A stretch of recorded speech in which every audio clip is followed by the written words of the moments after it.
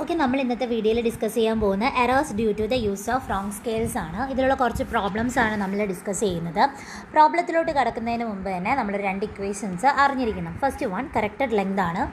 Corrected length എന്ന് പറഞ്ഞാൽ representative fraction of wrong scales by representative fraction of corrected scale into measured distance.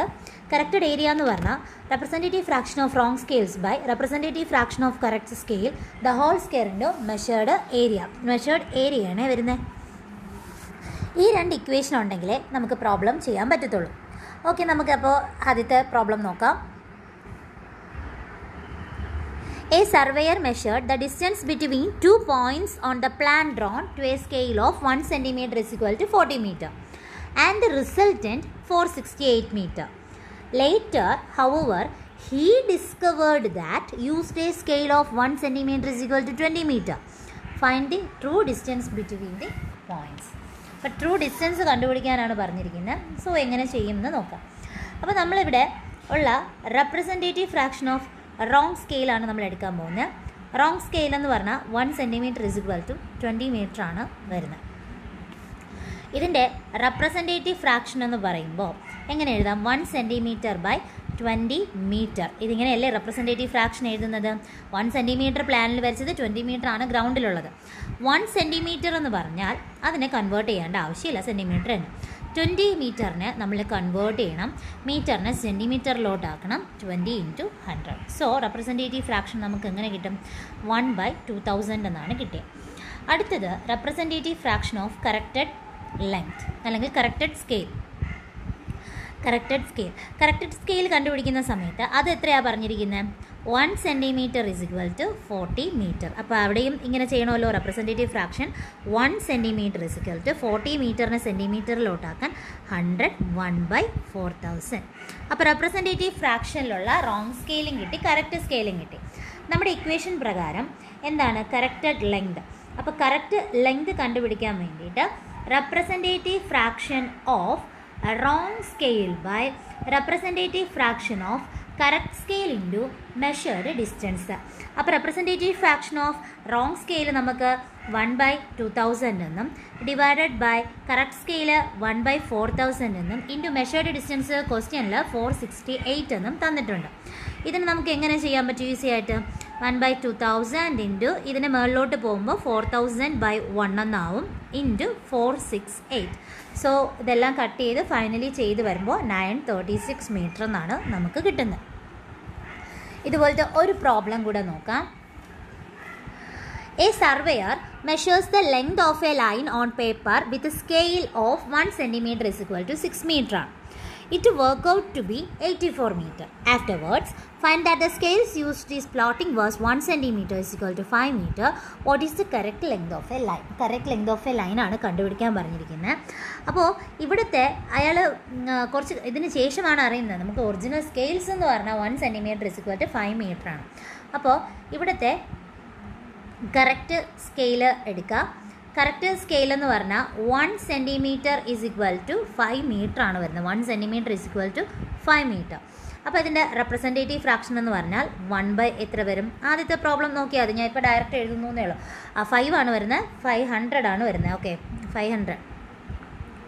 500 എന്ന് വരും.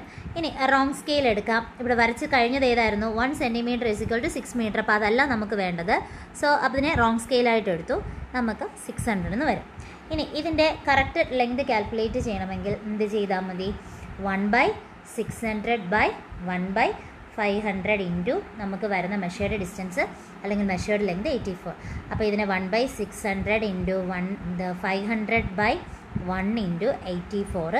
So final answer എന്ന് പറയുന്നത് 70 metre ആയിട്ട് നമുക്ക് കിട്ടും. ഇനി ഒരു ക്വസ്റ്റ്യൻ കൂടെ നോക്കാം.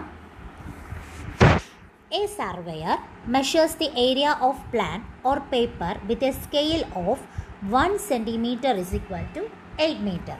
It worked out to be 256 meter square. Afterwards, they find that the scales used in plotting was 1 cm is equal to 7.50 meter. Find out the correct area. Okay, well, correct scale 1 cm is equal to 7.50 meter. So 1/, എത്രയാണ് നമുക്ക് കിട്ടുന്നത്? 7 50 എന്നുള്ള രീതിയിൽ. Okay, then wrong scale എന്ന് പറയുന്നത് 1 centimetre is equal to 8 metre ആണ്. അപ്പോൾ ഇത് 1/800 എന്ന് കിട്ടും. കറക്റ്റ് ലെങ്ത് ഇവിടെ നമ്മൾ ശ്രദ്ധിക്കേണ്ട കാര്യം ലെങ്ത് അല്ല, കറക്റ്റഡ് ഏരിയ ആണ് കാൽക്കുലേറ്റ് ചെയ്യാൻ പറഞ്ഞിരിക്കുന്നത്. അപ്പോൾ correct area is equal to ഇപ്പം നമ്മൾ എടുത്തത് 1/800 1/750 the whole square into measured area. ക്വസ്റ്റ്യനിൽ എത്രയാണ് തന്നിരിക്കുന്നത്? 256. അപ്പോൾ 1/800 into 750/1 in the whole square into 256. നിങ്ങളിത് സിംപ്ലിഫൈ ചെയ്യുമ്പം 225 മീറ്റർ സ്ക്വയർ എന്നാണ് ആൻസർ വരുന്നത്.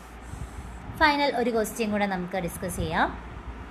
If a line of 5 centimetre has a shrunk of 4.5 centimetre, determine shrinkage factor, correct length corresponding to measured length of 90 meter, correct area corresponding to measured area of 81 meter square. ഇതിൽ first കണ്ടുപിടിക്കാൻ പറഞ്ഞിരിക്കുന്നത് shrinkage ഫാക്ടറാണ്. ആദ്യത്തേത് shrinkage factor കണ്ടുപിടിക്കാനുള്ള equation shrunk length by actual length. ഇതിൽ shrunk ചെയ്തത് a line of 5 centimetre has shrunk എന്ന് പറഞ്ഞിട്ടുണ്ട്. ഷ്രങ്ക് ചെയ്തത് എത്രയാണ്? 5 centimetre has shrunk to 4.5 centimetre എന്നാണ് പറഞ്ഞിരിക്കുന്നത്. ഓക്കെ, ലൈൻ ഓഫ് 5 സെൻറ്റിമീറ്റർ ആണ്. ഹാസ് എത്രയാണ് ഷ്രങ്ക് ചെയ്തിരിക്കുന്നത്? അപ്പോൾ ഷ്രങ്ക് ചെയ്ത ലെങ്ത് എന്ന് പറയുന്നത് 4.5 എന്നാണ് പറഞ്ഞിരിക്കുന്നത്. ലൈനാണ് 5 സെൻറ്റിമീറ്റർ, അത് ഷ്രങ്ക് ചെയ്തത് 4.5 സെൻറ്റിമീറ്റർ.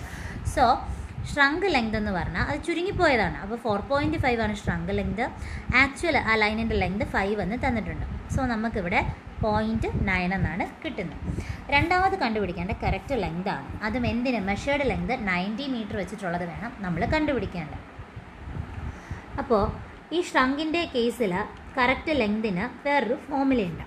കറക്റ്റ് ലെങ്ത് എന്ന് പറഞ്ഞാൽ measured length by shrinkage factor. നമ്മൾ ശ്രിങ്കേജ് ഫാക്ടറാണ് ഇപ്പോൾ കണ്ടുപിടിച്ചത്.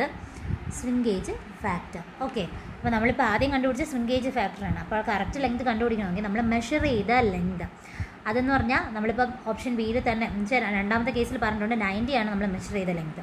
ശ്രിങ്കേജ് ഫാക്ടർ നമ്മളിപ്പോൾ കണ്ടുപിടിച്ചു. സോ ഫൈനൽ ആൻസർ വരുന്നത് 100 മീറ്റർ.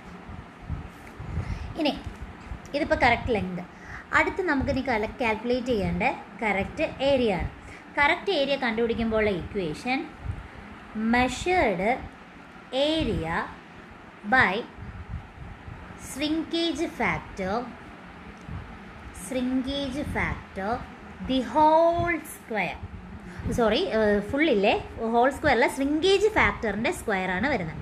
ഓക്കെ, ശ്രദ്ധിക്കുക, ശ്രിങ്കേജ് ഫാക്ടറിൻ്റെ സ്ക്വയറാണ്. ശ്രിങ്കേജ് ഫാക്ടറിനാണ് സ്ക്വയർ വരുന്നത്. ശ്രിങ്കേജ് ഫാക്ടറിൻ്റെ സ്ക്വയർ നമുക്ക് എടുക്കുമ്പോൾ മെഷേർഡ് ഏരിയ എന്ന് പറയുന്നത് 81.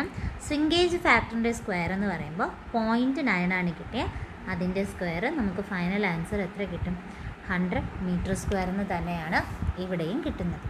അപ്പോൾ ഇത് സിമ്പിളായിട്ടുള്ള പ്രോബ്ലമാണ്. നമുക്ക് ഈ 2 ഇക്വേഷൻസ് മാത്രം അറിഞ്ഞിരുന്നാൽ മതി. പക്ഷേ ക്വസ്റ്റ്യൻ വായിച്ച് കറക്റ്റ് ആണോ അതല്ല റോങ് സ്കെയിലാണോ എന്നൊക്കെയാണ് നോക്കേണ്ടത്. കറക്റ്റ് സ്കെയിലും റോങ് സ്കെയിലും കിട്ടിക്കഴിഞ്ഞാൽ നമുക്ക് ഈ പ്രോബ്ലം ഈസി ആയിട്ട് ചെയ്യാവുന്നതേ ഉള്ളൂ.